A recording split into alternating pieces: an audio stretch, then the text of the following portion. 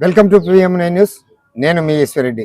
ఈరోజు రాష్ట్రంలో ఉన్నటువంటి కూటమి ప్రభుత్వం ప్రతి ఒక్క పేదవాడికి సెంటు పావు నుండి సెంటున్నర స్థలం కేటాయిస్తూ వాళ్ళే ఇల్లు కట్టించాలని అనేటువంటి నినాదంతో ఈ యొక్క కూటమి ప్రభుత్వ అధినేత ఎవరైతే ముఖ్యమంత్రి ఉన్నారో చంద్రబాబు నాయుడు గారు పదే పదే ఖచ్చితంగా పేద ప్రజలకు ఇల్లు ఖచ్చితంగా నిర్మించాలనేటువంటి ఒక దృఢ సంకల్పంతో ఉంటున్నారు. అయితే అందుకు భిన్నంగా కర్నూలు నగరంలోని ఈ యొక్క వెంకటరమణ కాలనీకి సమీపంలో ఉన్నటువంటి పంప్ హౌస్కు ఆపోజిట్లో ఉన్నటువంటి ఎన్నో రోజుల నుండి నివాసం ఉన్నటువంటి పేద ప్రజలకి కేవలం అర్ధ సెంటు ఇప్పుడు ఇక్కడ ఉన్నటువంటి స్థానిక మంత్రి టీజీ భరత్ గారు అర్ధ సెంటే ఇచ్చారు. వాళ్ళకి ఏ రకంగా ఇల్లు కట్టుకోగలుగుతారు అనేటువంటి అంశాలతో కూడుకున్నటువంటి విషయం ప్రజల్లో తీవ్రమైనటువంటి వ్యతిరేకత వ్యక్తమవుతుంది. తర్వాత ఆ యొక్క స్థలాలు ఇచ్చిన తర్వాత ఏ రకమైనటువంటి వ్యతిరేకత వ్యక్తమవుతుంది అని తెలుసుకోవడానికి మన ముందు మద్దిలేటి రెడ్డి అని చెప్పి ఒక టీడీపీ అధినేత మనతో పాటు ఉన్నారు. వారిని అడిగి తెలుసుకునే ప్రయత్నం చేస్తాం. నమస్తే సార్. నమస్తే. ఇప్పుడు వెంకటరమణ కాలనీకి సమీపంలో పంప్ హౌస్ దగ్గర అక్కడ పేద ప్రజలకి టీజీ భరత్ గారు ఇక్కడ ఉన్నటువంటి స్థానిక మంత్రి గారు ఒక అర్ధ సెంటు మాత్రమే కేటాయించినారు. తర్వాత అర్ధ సెంట్లో ఏ రకంగా అని చెప్పేసి ఒక వాదన బలంగా ప్రజల్లో వినపడుతుంది. దీన్ని ఏమంటారు, అసలు ఎందుకు ఆ విధంగా ఇవ్వాల్సి వచ్చింది చెప్పండి. అక్కడ మెయిన్ వాళ్ళు ఎప్పటి నుంచో 30-40 నుంచి దాంట్లో ఉండారు కాలనీ. దాంట్లో అంటే 97 సెంట్లు అది మొత్తము. 97 సెంట్లలో దగ్గర దగ్గర అంటే 150 కుటుంబాలు ఉన్నాయి. 150 కుటుంబాలు ఉన్నాయి దాంట్లో ఏమైందంటే అప్పుడు ఏదో తీసుకొచ్చి, అది మంచి ఏరియా, అది రైల్వే స్టేషన్ పక్కన. దాన్ని ఏం చేశారంటే వాళ్ళు గుడిసెలు వేసుకుంటే దాన్ని ఎప్పుడో అక్కడ TV9 కాలనీలో ఎన్నో ఇల్లు ఇచ్చిన అన్నారు. వాళ్ళు అయితే ఎప్పుడు లేచిపోలేదు, వాళ్ళు అట్లే పెట్టినారు. వాళ్ళను ఎప్పుడు కూడా ఎవరు డిస్టర్బ్ చేయలేదు. ఇప్పుడు ఏం జరిగిందంటే అది మన టీజీ భరత్ గారు మినిస్టర్ గారు ఆ కాలనీలో ఉండే వాళ్ళకు మన అంతా సర్వే చేయించేసి అదే దాంట్లో ఎంతమంది ఉన్నారో అంతమందికి ఇవ్వడము చాలా ఇబ్బంది పడుతుంది జనాలు. అది ఎందులో రైల్వే స్టేషన్కు ఆనుకొని ఉంది. ఇంకొకటి ఏమంటే దాని పక్కన మున్సిపల్ గోటి స్థలం ఉంది. దాని పక్కన ఆ ఎకరా దాంట్లో 150 మందికి ఇస్తే 157 పట్టాలు ఎన్ని ఉన్నాయి అంటే అప్పటికి అర్ధ సెంటు ఒకరు. అర్ధ సెంటు అంటే కూడా ఉండదు. అర్ధ సెంటు కూడా ఉండదు. రోడ్లు కావాలి కదా మళ్ళీ దానికి. అవును, ఆ రోడ్లు అన్ని పోంగా వాళ్ళకి ముక్కలు ఒక్కోరికి అర్ధ సెంటు కూడా కాదు, పావు సెంటు కూడా వచ్చినాయి.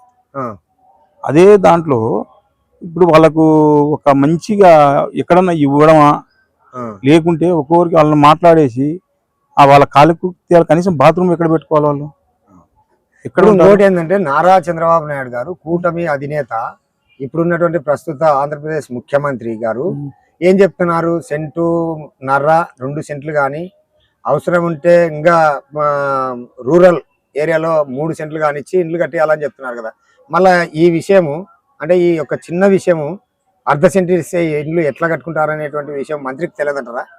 ఆయనకి మంత్రి గారికి అన్నీ తెలుసు. వాళ్ళకి ఏమంటే ఆడ ఒక 150 కుటుంబాలను వాళ్ళని పక్కకు తీసుకుపోతే కూడా మంచిదే.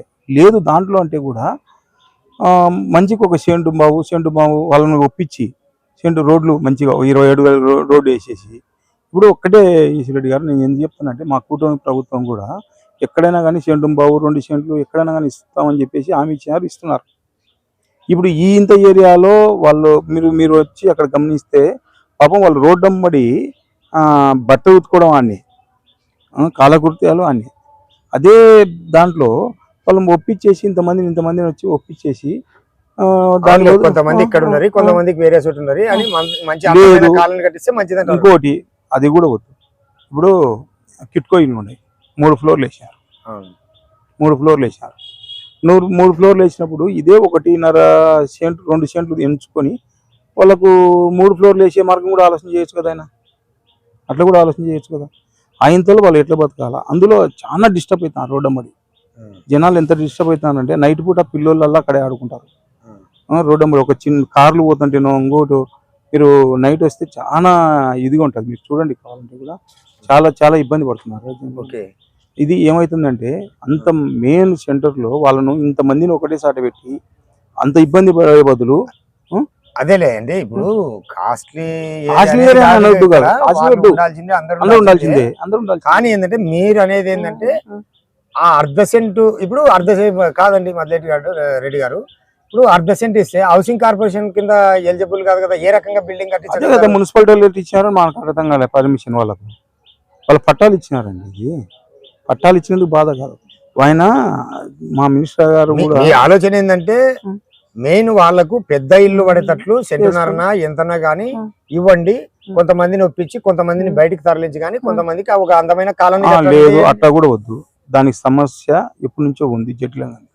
ఇప్పుడైనా సరే ఎక్కడైనా సరే వాళ్ళని మంచిగా తీసుకుపోయి మంచి ప్లేస్లో స్థలాలు మస్తుగా లేవా దండిగా ఉన్నాయి. సరే ఇదే స్థలం అని కాకుండా కూడా అంతమందినే పెట్టండి, ఎవరిని వాళ్ళనేమి కించపరచాల్సిన అవసరం లేదు. ఎందుకంటే వాళ్ళు కూడా స్థానికులు కాకపోవచ్చు, ఇంకోటి అనుకోనికి లేదు. మనది ఫ్రీడమ్, మన ఇండియాలోనే మన భారతదేశంలో దరిద్రం ఏమంటే ఎవరినైనా సరే ఆహ్వానిస్తాం, మన వాళ్ళు అనుకుంటాం ఎవరైనా సరే. అందుకే నేనేం చెప్తున్నా ఈ ప్రభుత్వముగా ఇంకోటి భరత్ గారు మినిస్టర్ అని తప్పు అనుకోవద్దు. వాళ్ళు కూడా ఆలోచన చేసి మున్సిపాలిటీ వాళ్ళు కానీ ఇంకోటి కానీ ఇచ్చిన వాళ్ళు కూడా అర్ధ సెంటులో వాళ్ళ బాత్రూమ్ ఎక్కడ ఉండాలా, రోడ్డు ఎక్కడ ఉండాలా, 90 నువ్వు వచ్చి చూస్తే 97 సెంట్లు 150 ఇండ్లు 160 ఇండ్లు ఉన్నాయి. రోడ్డు అంటే నగరపాలిక సంస్థ రూల్స్ అండ్ రెగ్యులేషన్స్ ప్రకారం ఎక్కడ గానీ 30 అడుగులకు తక్కువ రోడ్డు ఉండకూడదు. 30 అడుగులు పోతే దానిలో దాదాపు రోడ్లకే సుమారుగా పోతుంది కదా. మనకు మున్సిపల్ పర్మిషన్ అంటేనే అదే నేను అనేది, ఇప్పుడు సగం రోడ్లకే పోతుంది. నేను అనేది అట్లని కాదు, దాన్ని ఇప్పుడు రోడ్డు మీదకి వాళ్ళు వస్తున్నారు బట్టలు ఉడుకోవడానికి అనుకో, ఇంకోటి అనుకో. ఇప్పుడైనా అంతమంది 160 కుటుంబాలు రోడ్డు మీదకి రాకుండా ఎట్లా ఉంటాయి? ఇంకా ఆ రస్తా చూడండి మీరు, వాళ్ళు బట్టలు ఉతుకోవడం కానీ కార్యక్రమాలు కానీ రోడ్డు మీద రాక ఏం చేస్తారు? ఇప్పుడు ఇంకా తప్పు చేస్తానట్టుంది మనం. ఇప్పుడు ఇంకా మనం వాళ్ళకి ఏదో అవకాశం ఇచ్చినాం ఉండాలి, వాళ్ళని మంచిగా ఒప్పించి అందరిని ఒప్పించి పలానాసారి బయటకు వెళ్ళిపోయి అన్నసరి మంచిగా స్థలాలు ఉన్నాయి కదా టౌన్ అనుకుని ఉన్నాయి. 1-2 సెంట్లు ఇస్తే 1.5 సెంట్ వేసుకో, టౌన్ దగ్గర అయితే 1.5 సెంట్లు పెట్టండి, ఇల్లు పడుతున్నాయి కదా. అలా ఆలోచన చేయకుండా ఎందుకు అసలు అర్థం కావాలి. మీరు నైట్ వస్తే ఎంత ఇది అంటదంటే కార్ అట్లా టర్నింగ్ తిప్పుకోవాలని. ఏంటంటే నాకు చిన్న డౌట్ అండి, ఇప్పుడు అసలు ఒక ఈ జిల్లాకి మంత్రి కాదు కానీ మంత్రి ఇక్కడ స్థానికుడు, కానీ రాష్ట్రానికి మంత్రి, కానీ మంత్రికి రూల్స్ అండ్ రెగ్యులేషన్స్ తెలియకుండా ఇచ్చినట్ట, లేదంటే ఓట్ బ్యాంక్ కోసము ఈ రకంగా స్వార్థం. ఇప్పుడు మేము కూడా ఎవరిని దూరం చేసుకోలేము, టీడీపీ కాబట్టి ఎవరిని దూరం చేసుకోవద్దు. ఎందుకంటే ఆడ 400 ఓట్లు ఉండొచ్చు, అందరు మాకు వేస్తారని లేదు. అదే వాళ్ళు మేము బస్సు పంపించి పెడితే 200 ఏంది, ఎవరు ఎక్కలే 2 బస్సులు పెడితే. అట్లా అనుకోవద్దు, డబ్బులు లేనిది ఎవరే కానీ రాజకీయం చేయలేదు. కాకపోతే అదే ఆలోచన చేయాల్సింది. ఇప్పుడు అందరు 400 ఓట్లు మాకు పడతాయన్నా, అట్లా ఓట్ బ్యాంక్ అని కాదు, ఆయన మంచితనం కోసం చేసి ఉండొచ్చు. అది పునరాలోచన చేసి మున్సిపల్ కమిషనర్ కానీ ఇంకోటి కానీ మాకు ఒక సెంటులో ఏమన్నా పర్మిషన్ ఇవ్వండి ఇయరే ఏదైనా అడిగితే.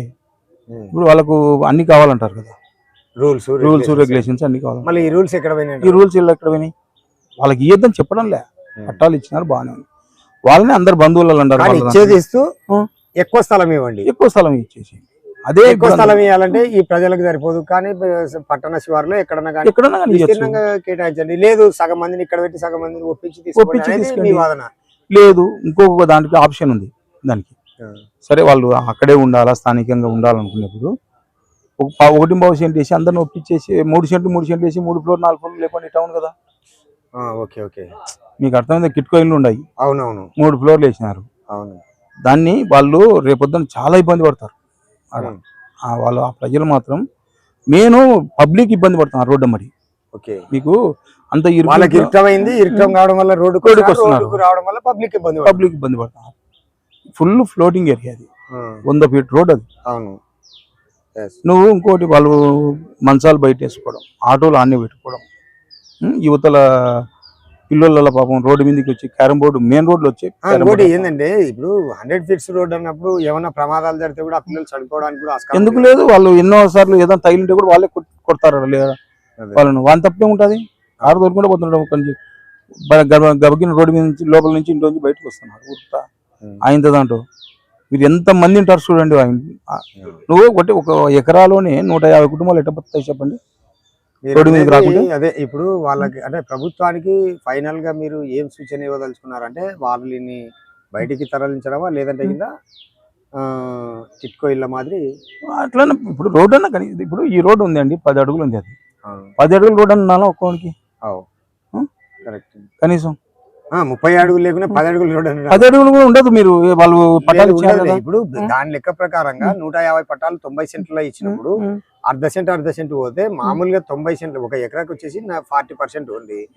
40 సెంట్లు రోడ్లకు పోతుంది. రోడ్లకు పోతుంది, మీకు తెలియదు బయట కాదు, నాకు అయితే. తెలియదు కాదు, బయట. అందరికీ ప్రజలకు తెలిసింది. బయట నీకు 90 సెంట్లు ఇచ్చినప్పుడు కనీసం 30 సెంట్లు రోడ్లకు పోతుంది. అవును 30 సెంట్లు రోడ్లకు పోయినప్పుడు అప్పుడు 60 సెంట్లు 60 సెంట్లకి 150 ప్లాట్లు ఇస్తే అంటే మీరు మీ ముక్కాలు అర్ధ సెంటు అర్ధ సెంటు కూడా తక్కువ వచ్చింది. తక్కువ వస్తుంది. అది విషయం. ఎందుకు అర్ధ సెంటు కూడా తక్కువ ఉండాలి కొంతమందికి. ఎట్లా ఉండాలి? అసలు మీరు అన్న ప్రకారంగా టిట్కో ఇళ్ళ మాదిరి కలిస్తే తలా ఒక సెంటు బావు గానీ సెంటున్నర గానీ ఇచ్చి ఇట్లా ఒక 3 ఫ్లోర్లు లేపితే అందరూ సేఫ్ అంటారు. అట్లా కూడా షేప్ అట్లా అంటే కూడా వాళ్ళు ఇంకా వద్దు అనుకొని బయటికి వాళ్ళు పోను అని అనే కాదు. క్రమంలో. అనే క్రమంలో ఇబ్బంది పడకుండా ఉండాలంటే కూడా పై 3 ఫ్లోర్లు లేపేసి అందరినీ అంటే మొత్తం మీద అండి మీ కూటమి ప్రభుత్వంలో ఇప్పుడు మంత్రి ఓటర్స్ ని మభ్య పెట్టడమే కదా మామూలుగా. పెట్టడం అంటే మాది ఇప్పుడు ఎవరైనా కానీ రాజకీయ నాయకులు అంటే ఓట్ల కోసమే ఆలోచన చేస్తారు. అవి పడతాయా పడవా. అది ఇప్పుడు వేరే విషయం. అది ఇప్పుడు ఏమనుకుంటున్నారు, మా బీసీ ఓసీ అదే ఇది అనుకుంటున్నారు. ఎవరు అనుకూలం కొద్దీ వాళ్ళు పోతుంటారు. తప్పు కాదు అది అని చెప్పేది. అంటే మేము మంత్రిని వ్యతిరేకించి మాట్లాడాలని కాదు, ఇంకోటి కొంచెం అయితే ఆలోచించాలి మంత్రి గారు ఏదో పునరాలోచన చేయాలి. ఖచ్చితంగా.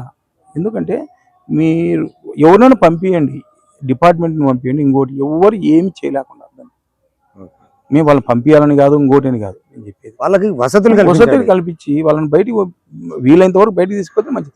రేపు యువతల మీకు రైల్వే స్టేషన్ నుంచి అవతల నుంచి యువతలకి రోడ్ ఫ్లైఓవర్ పడుతుంది. వాళ్ళకైనా ఇబ్బంది కదా. వాళ్ళకైనా ఇబ్బంది అని చెప్పేది.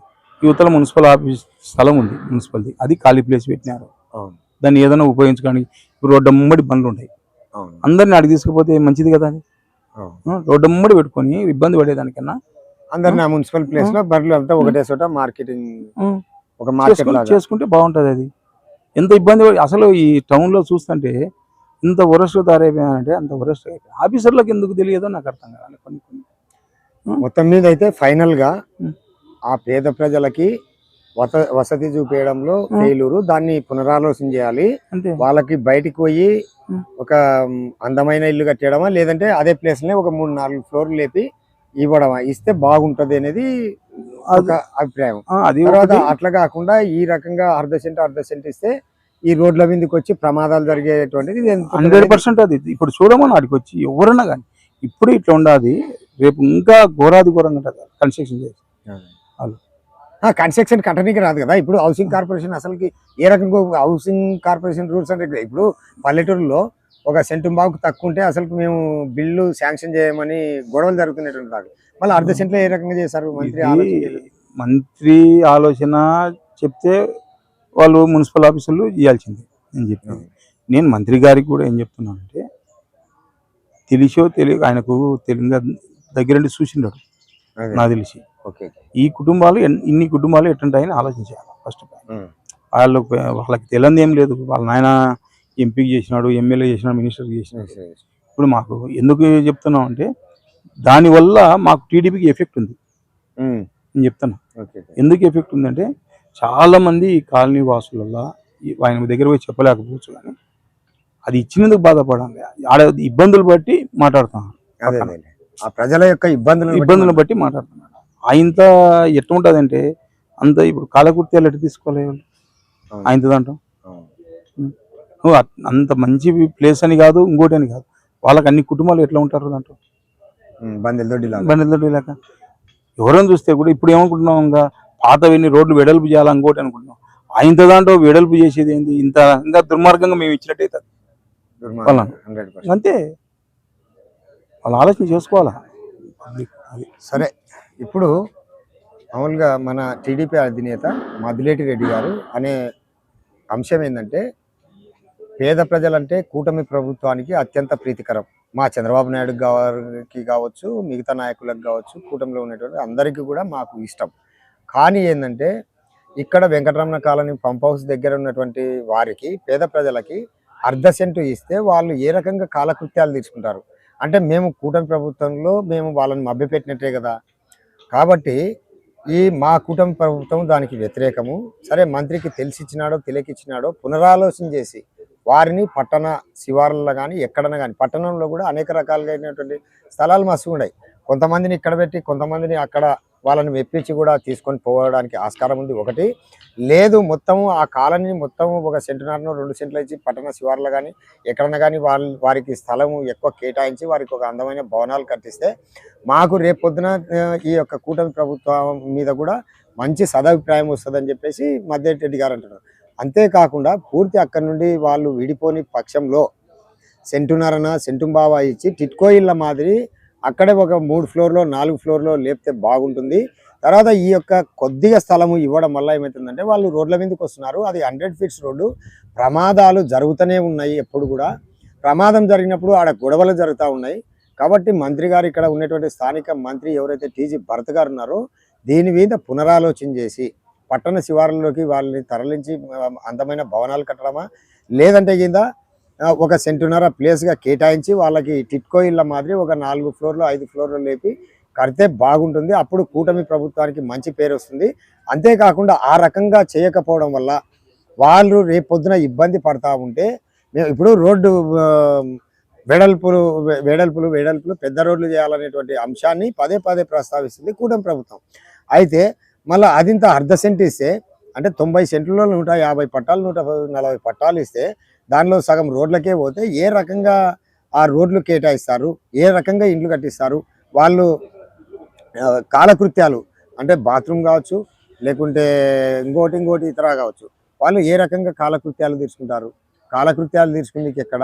ఇవన్నీ కూడా కిచెన్ ఎట్లా పడుతుంది, బెడ్రూమ్ ఎట్లా పడుతుంది, అర్ధ సెంట్లో ఏ రకంగా? ఒక బాత్రూమే మామూలుగా సామాన్యుని బాత్రూమే ఒక అర్ధ సెంట్లో 2 బాత్రూమ్లు, ఒక బాత్రూమ్ కట్టుకునే పరిస్థితి ఉన్నప్పుడు ఒక ఇల్లు ఏ రకంగా కట్టుకుంటున్నాడు అనేటువంటిది ప్రధానమైనటువంటి అంశం. కాబట్టి ఇప్పటికైనా కూడా కూటమి ప్రభుత్వంలో ఉన్నటువంటి టీజీ భరత్ మంత్రి గారు ఎవరైతే ఉన్నారో ఖచ్చితంగా దాన్ని పునరాలోచన చేసి మున్సిపల్ అధికారులతో చర్చించి వాటికి సరైనటువంటి మార్గం చూపాలని చెప్పేసి కోరుతా ఉన్నారు. చూస్తూనే ఉండండి PM9 న్యూస్, మీ ఈశ్వరెడ్డి.